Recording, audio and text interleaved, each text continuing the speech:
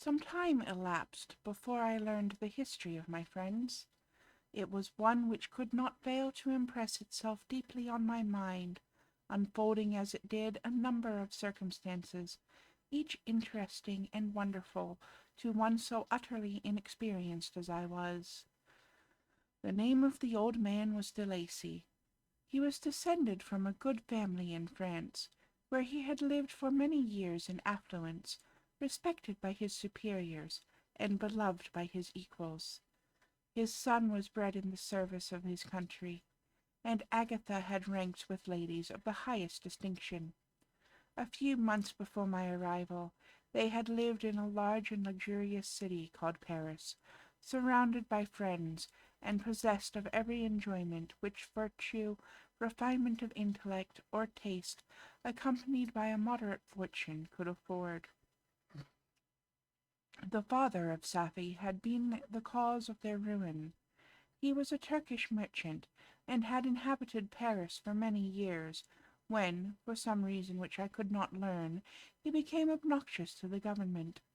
He was seized and cast into prison the very day that Safie arrived from Constantinople to join him.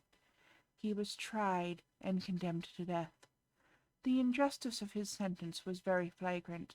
All Paris was indignant, and it was judged that his religion and wealth, rather than the crime alleged against him, had been the cause of his condemnation. Felix had accidentally been present at the trial. His horror and indignation were uncontrollable when he heard the decision of the court. He made at that moment a solemn vow to deliver him, and then looked around for the means. After many fruitless attempts to gain admittance to the prison, he found a strongly grated window in an unguarded part of the building, which lighted the dungeon of the unfortunate Mahometan, who, loaded with chains, waited in despair the execution of the barbarous sentence. Felix visited the grate at night, and made known to the prisoner his intentions in his favor. The Turk, amazed and delighted, endeavored to kindle the zeal of his deliverer by promises of reward and wealth.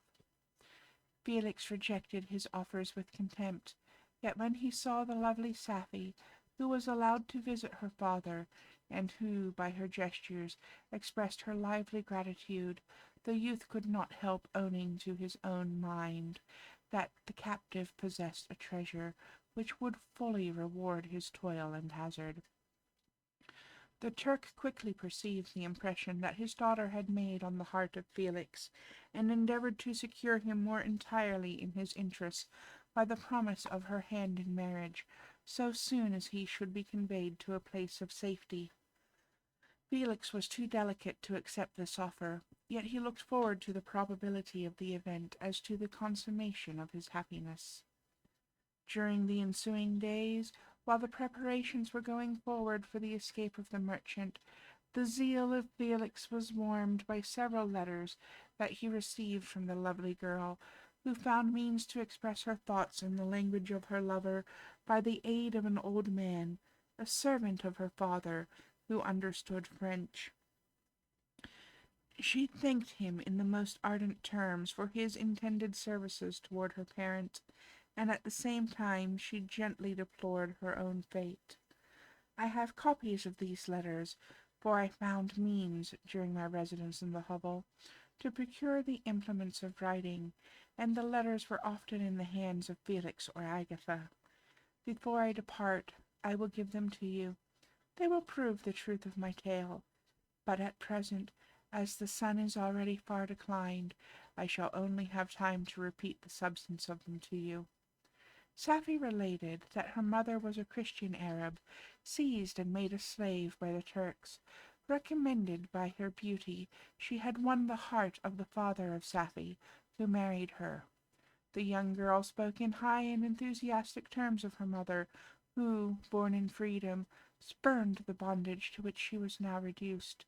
She instructed her daughter in the tenets of her religion, and taught her to aspire to higher powers of intellect and an independence of spirit forbidden to the female followers of Mahomet.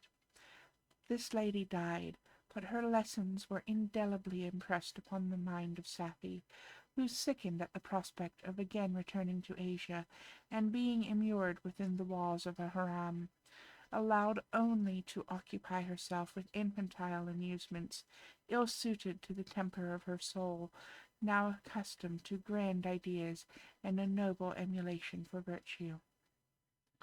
The prospect of marrying a Christian, and remaining in a country where women were allowed to take a rank in society, was enchanting to her. The day for the execution of the Turk was fixed, but on the night previous to it he quitted his prison, and before morning was distant many leagues from Paris. Felix had procured passports in the name of his father, sister, and himself. He had previously communicated his plan to the former, who aided the deceit by quitting his house under the pretence of a journey, and concealed himself with his daughter in an obscure part of Paris.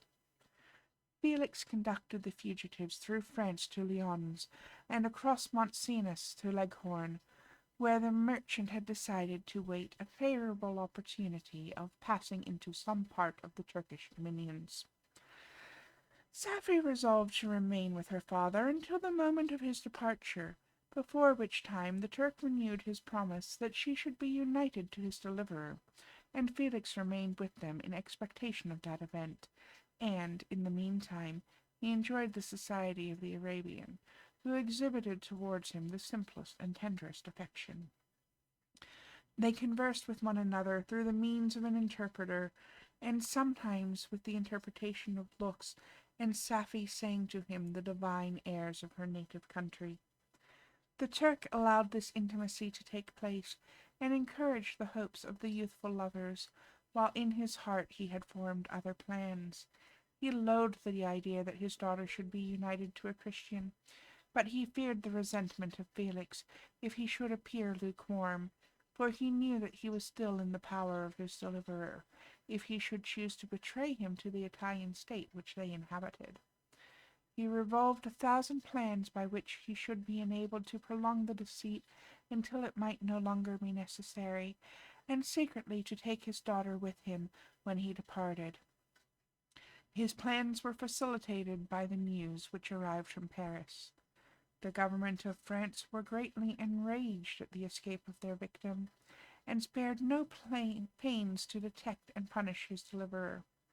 The plot of Felix was quickly discovered, and De Lacy and Agatha were thrown into prison.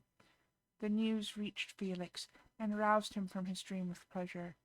His blind and aged father and his gentle sister lay in a noisome dungeon, while he enjoyed the free air and the society of her whom he loved. This idea was torture to him.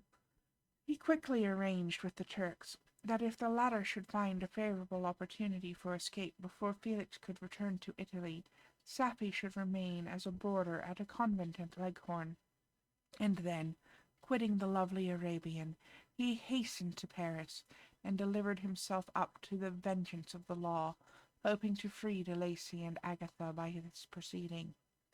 He did not succeed.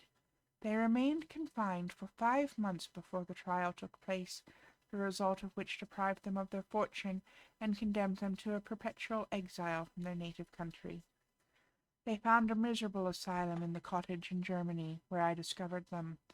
Felix soon learned that the treacherous Turk, for whom he and his family endured such unheard-of oppression, on discovering that his deliverer was thus reduced to poverty and ruin, became a traitor to good feeling and honor, and had quitted Italy with his daughter, insultingly sending Felix a pittance of money to aid him, as he said, in some plan of future maintenance. Such were the events that preyed on the heart of Felix, and rendered him, when I first saw him, the most miserable of his family. He could have endured poverty, and while this distress had been the meed of his virtue, he gloried in it, but the ingratitude of the Turk, and the loss of his beloved Safie, were misfortunes more bitter and irreparable. The arrival of the Arabian now infused new life into his soul. When the news reached Leghorn that Felix was deprived of his wealth and rank, the merchant commanded his daughter to think no more of her lover, but to prepare to return to her native country. The generous nature of Safie was outraged by this command. She attempted to expostulate with her father, but he left her angrily, reiterating his tyrannical mandate. A few days after, the Turk entered his daughter's apartment and told her hastily that he had reason to believe that his residence at Leghorn had been divulged, and that he should speedily be delivered up to the French government. He had consequently hired a vessel to convey him to Constantinople, for which city he should sail in a few hours. He intended to leave his daughter under the care of a confidential servant, to follow at her leisure the greater part of his property, which had not yet arrived at Leghorn. When alone, Safie resolved in her own mind the plan of conduct that it would become to her to pursue in this emergency. A residence in Turkey was abhorrent to her. Her religion and her feelings were alike adverse to it. By some papers of her father, which fell into her hands, she heard of the exile of her lover, and learnt the name of the spot where he then resided. She hesitated some time, but at length she formed her determination. Taking with her some jewels that belonged to her, and a sum of money, she quitted Italy with an attendant, a native of Leghorn, but who understood the common language of Turkey, and departed for Germany. She arrived in safety at a town about 20 leagues from the cottage of de Lacy, when her attendant fell dangerously ill. Safie nursed her with the most devoted affection, but the poor girl died, and the Arabian was left alone, unacquainted with the language of the country, and utterly ignorant of the customs of the world. She fell, however, into good hands. The Italian had mentioned the name of the spot for which they were bound, and, after her death, the woman of the house in which they had lived took care that Safie should arrive in safety at the cottage of her lover.